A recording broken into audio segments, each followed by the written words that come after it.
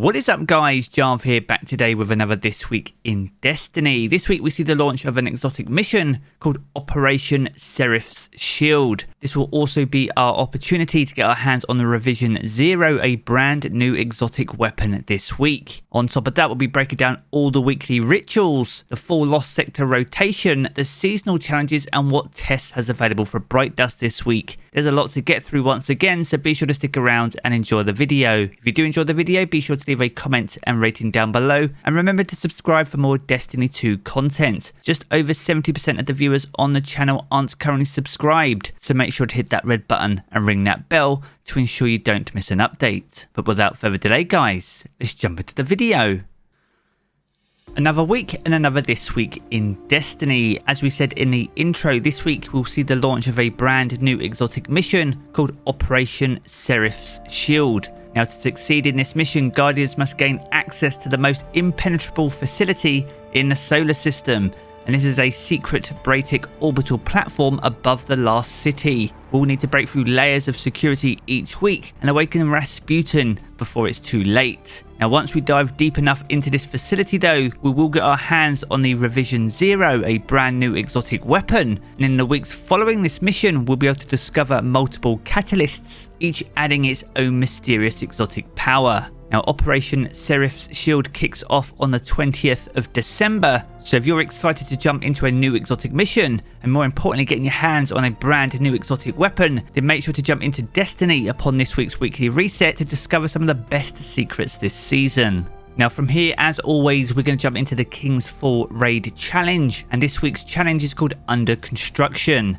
Now this takes place over at the Daughter's Encounter prior to the final fight. Now to get this challenge done, players cannot stand on the same plate twice in a single phase. Now this raid challenge is a lot easier than it makes out, as you simply need to make sure that you stand on the plate the entire time during the building phase. To do this, you need to ensure you don't jump or fall off your plates. If you do though, then you won't be able to stand on it again, and another member of your fire team will need to take your place. But as long as you stand still and own that plate whilst the plates are forming, then there should be no need to move at all until your fire team member has their brand, and at which point we'll be in the next phase of the fight. It's actually a lot easier than I've made it out to be in the past, so if you're looking to earn some extra Harrow Raid loot, or more importantly you're on the pinnacle grind still, then make sure to jump into King's Fall this week to knock out the raid challenge. Now next up, we're going to move on to the featured raid and dungeon content for week 3. The featured raid for this week is the Deep Stone Crypt. This is the first time it's the featured raid in Season of the Serath, and with the weapons now being craftable, we can now farm this raid this week to earn as many weapon patterns as we like, allowing us to craft these incredible raid weapons. This is very much a raid we've been waiting for so far this season when it comes to featured raids. So not only can you earn some awesome craftable weapons, there also is an additional pinnacle reward on offer if you can take out Taniks. And further still, if you don't have the Eyes of Tomorrow, which is the exotic rocket launcher from this raid, it also has a chance to drop upon the raid completion. You can run this raid as many times as you like this week and you'll get loot throughout, so it's well worth the effort and getting those fire teams together to get your hands on some of the best loot in the game. Now as for the dungeon this week, the Prophecy Returns. Now this launched alongside Season of Arrivals and is still very much a fan favourite and a very unique dungeon. Now much like the Deep Stone Crypt though, if you can defeat the final boss here, they'll also offer an additional pinnacle reward. These two rewards are absolutely key once again if you're still on the power grind, so whether you're just chasing the loot or you're looking to gain an additional few power levels, then make sure to knock out these two challenges this week when accessing this week's featured content. Now from here, we're going to move on to the weekly rituals, and this week sees the Birthplace of the Vile return as a Nightfall in Destiny 2. Now this was one of the new strikes that was added with the Witch Queen and will be a Grandmaster Nightfall later in the season. Now as things currently stand, we are still working out the Nightfall weapon reward rotation, but as soon as we know what the weapon reward is for this week, I'll be sure to add it to the pinned comment down in the comments below. Now alongside the Birthplace of the Vile, we also see Team Scorched return to the Crucible. Now there will be some seasonal challenges linked to this, and we'll cover that in the next section of this video. But if you're looking to mix things up in the Crucible and earn a few easy Crucible ranks, or even your pinnacle reward, then jump into Team Scorched this week to knock out those Crucible challenges. Now next up we're going to move on to the seasonal challenges for week 3 of Season of the Serath, and once again there are 10 new seasonal challenges this week. 3 of them are classified and linked to this week's weekly story, however we are still able to see the additional 7.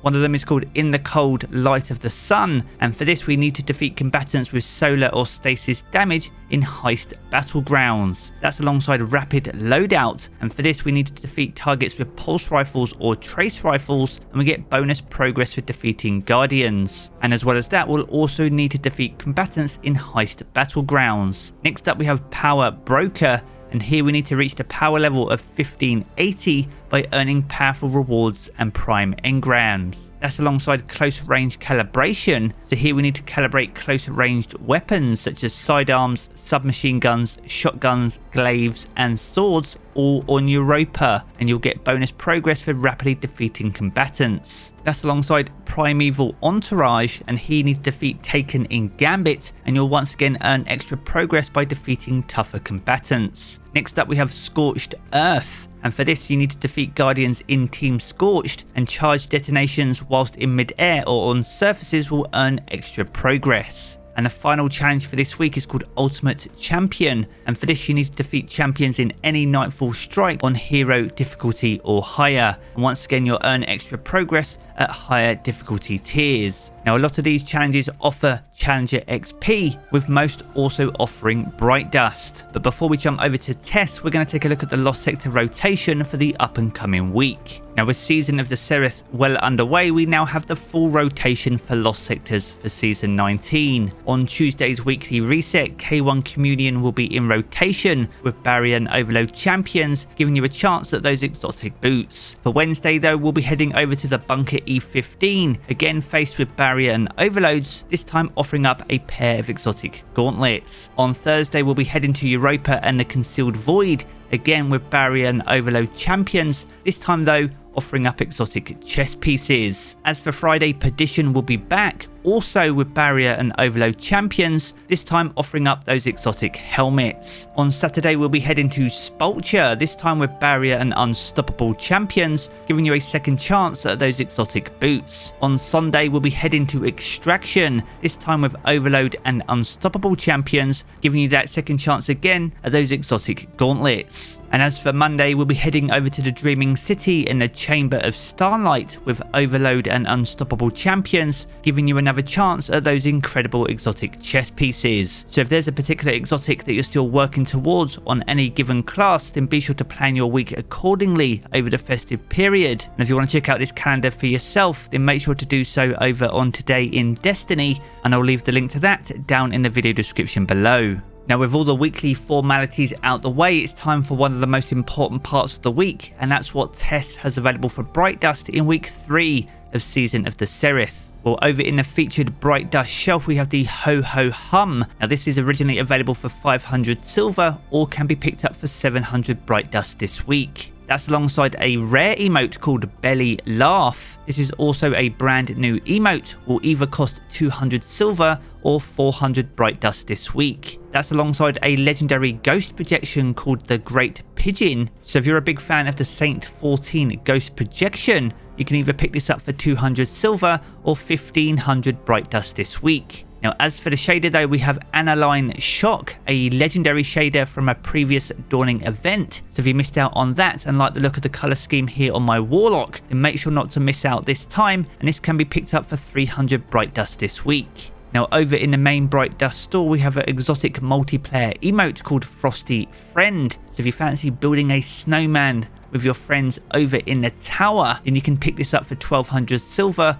or 4250 Bright Dust this week. That's alongside Action Figure Showdown, a legendary emote, again brand new this season. So if you fancy having a sit down and having a battle between the Traveller and the Pyramid, then you can do that for 700 Bright Dust this week. That's alongside an exotic ghost shell called the Confectionery Shell. If you find yourself with a sweet tooth over the festive period, then be sure to pick this one up, and this will set you back 2850 Bright Dust. That's alongside the Joy of Dawning, a brand new exotic sparrow for this year's event. Now this does form part of a cosmetic set or can be picked up for 2500 Bright Dust. Next up we have Silverwing Kestrel, a returning exotic ship. Now this was available from last year's event but can be picked up this week for 2,000 Bright Dust. The penultimate item is the Howling Blizzard. So if you're looking for a festive themed transmat effect, this will set you back 450 Bright Dust this week. And the final item on offer is the Cold Cheer,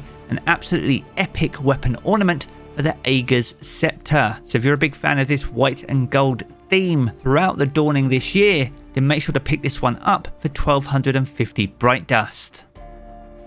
So there we have it guys, a good look on everything that you can expect for week 3 of Season of the Serath. If you enjoyed this video, be sure to check out one of the 2 videos you see here in these cards for more Destiny 2 content. And if you want to keep up to date with everything to do with Destiny 2, then be sure to hit subscribe as well. I'm going to jump back into the game as always guys, and I will catch you all again very soon.